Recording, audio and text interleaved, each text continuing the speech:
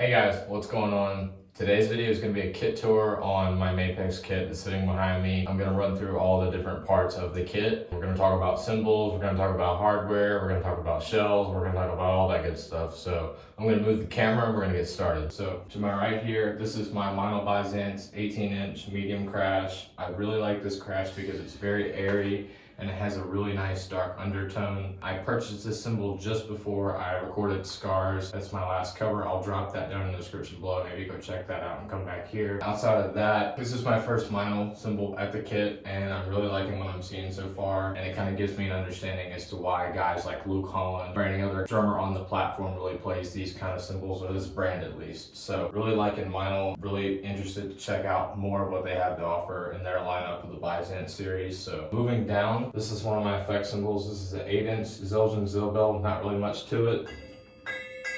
Nice little ping there. You can use it for kind of like quick effects, fills and stuff like that. Nothing crazy. It's really common in like deathcore because like blast beats and whatnot, it's used in that, so that's pretty sick. I picked this up off a whim. Just saw it one day, got a really good deal on it, picked it up, and I really like it. It's been really fun to play around with. So moving over here, this is my 20-inch HHX Complex Medium Ride by Sabian. Everything on the kit here is Sabian except for this one Zildjian effect cymbal and this Mono Byzance crash. Really like this one because it's really great for filling out choruses, especially if you have like a really heavy guitar wall. It's really common to have that huge center crash ride in metalcore, and it has a really nice low undertone, so it really gives whoever's doing your mix a unique opportunity to really dial it in and make it sound really good. It's a really good fitting cymbal for anything with heavy distorted guitars. So I'm gonna move the camera and then I'm gonna get over here to the right side of the kit and then we'll continue forward.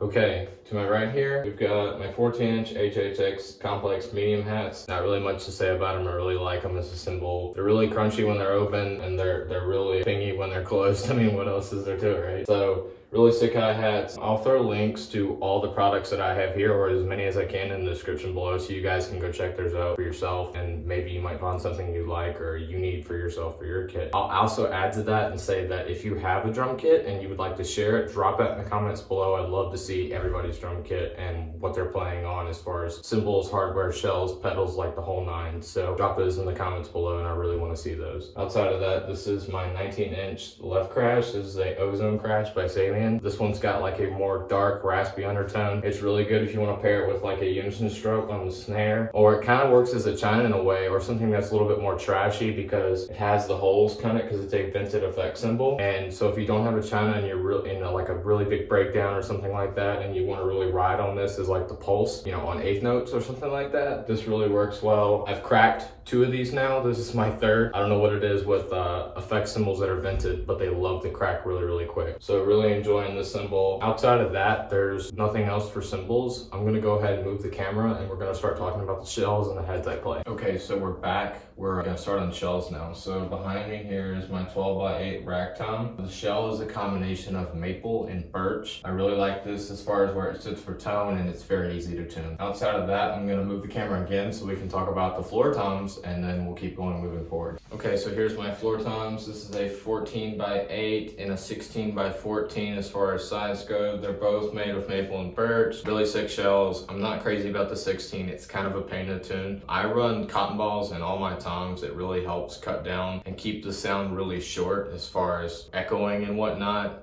As far as metal, that's kind of what you want. You really want it really short and really fat. You don't really want a whole lot of depth to it, I guess you could say, if that's even like a way of describing it. But outside of that, I really like the toms. And then we're gonna move on to the snare in a minute. But just before I do, I play on the toms, I play attacked Royal 2s. These are new to me. I've been trying them out recently. I really like them. Before that, I ran Evans EC2s, and before that, obviously, I just had the stock Mapex batters, which are, I think, coated Remos, and those are sick heads too for batter. But I'm really liking these Royal 2s. I haven't acquired all the mics yet for full mix, but once I do, I'm really curious to see how they sound under a full mix with processing and stuff on them. So really curious to see how the heads sound in the future. Okay, so for the snare drum, I'm running a Mapex Mapex Armory Tomahawk steel snare. It's in a 14 by 5.5 configuration for size, and for head I'm running an Evans heavyweight dry. Really like the sound of the snare as long as it's tuned up really high. It has a lot of attack and a lot of cut. For pedals down here, I'm running DW 5000s in a double configuration. For beaters, I have the Trick Bigfoot beaters. They're kind of flat. I'll show an image on the screen. And then for hi-hat stand, I'm running a Mapex hi-hat stand. Don't really like the Mapex hi-hat stand. I'm having a lot of trouble with the clutch here recently. It keeps falling apart me mid-playing. Looking to replace that soon. For a beginner, as far as hardware, best advice I can give now, don't go cheap on the hardware. This wasn't a cheap stand, but it wasn't a really nice stand either. So don't go cheap on the stand. The best money you can spend is on the pedals, the boom stands, the hi-hat stand, etc. Always spend the most money on that. For shells, you can really honestly make a cheap kit sound good. So just a little advice there maybe to any beginner players out there. Also, the last three things I want to mention is that for boom stands, I'm playing on PDP. It's just the regular generic PDP. They're like 60 bucks a piece off Sweetwater. I know I just said to go expensive on the hardware and the pedals and whatnot if you can afford it, or at least get something midline, which is totally true. I just so happened to pick these up in my early 2 years of drumming, and I'm looking to replace them soon, hopefully with some DW 9000s. Outside of that, on sticks, for sticks I play Thomas Lang Signature Series by Vic Firth. I've tried the 2Bs, I've tried the 5As, I've tried the Luke Collins Signature Series, I've tried the Vic Firth Rock, I've tried the Vic Firth Metal, I've tried a bunch of different sticks, and these are the ones I'm sticking with because the balance on these are incredible. They're a little bit thicker in diameter than a 2B, but the balance kind of changes as they wear down towards like the shank of the stick. I really like them, and they work really well for what I'm playing in. So, and then the last thing I want to say is for kick head, for the batter side, I'm playing a Attack Orbit. It's white with kind of like these fake holes cut in it. It doesn't actually have holes in it, but it kind of looks like that. I'll put that on screen for you guys right now, but you can take a look. And the holes just run on the outside of the actual kick drum head itself. I guess it's supposed to give it a unique tone. I just picked this head up recently, and I'm still trying to dial it in as far as whether I like it or not. So I'm going to keep experimenting with attack drum heads and see what I think. Outside of that, let me know if you guys like this video. If you're new here, be sure to drop down, hit that subscribe button, leave a like, share it. Also, I'll go back on what I said earlier and say, if you have a kit and you'd like to share with me, drop that in the comments below. Maybe recommend some products to me that I should try, anything of that nature. I'm willing to listen to what you guys say. Maybe start a discussion in the comments with you guys. Let me know in the future if you would like to see a kit/studio tour. I don't really have much of a studio here. It's more of a studio space, more or less. And maybe we can talk about like my recording gear and my computer setup, and we can talk about microphones and all that fun stuff. So anyways, that's gonna wrap it up for today. I really appreciate every one of you that come by to watch my video today. Like I said, more to come in the future, and I appreciate it. Peace.